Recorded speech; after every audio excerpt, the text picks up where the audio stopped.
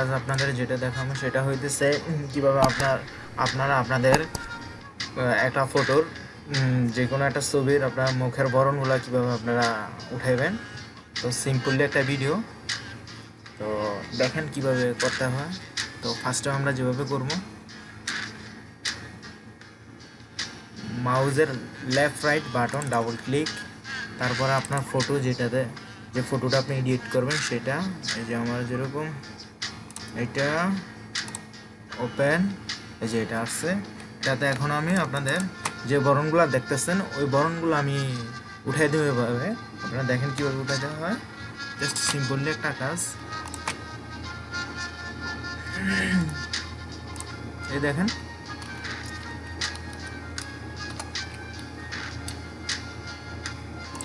Alter কিছু তো চাপ দিতে হবে না, এটা শুধু মাউজের লেফট বাটন ক্লিক করলেই হয়ে যাবে। দেখেন এই দেখেন ধীরে ধীরে যাইতেছে,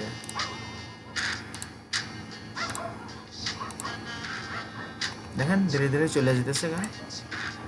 তো আপনারা এটা নিয়ে একটু দেখবেন তাহলেই হয়ে যাবে। জাস্ট আপনাদের বোঝার জন্য একটু দেখালাম আমি।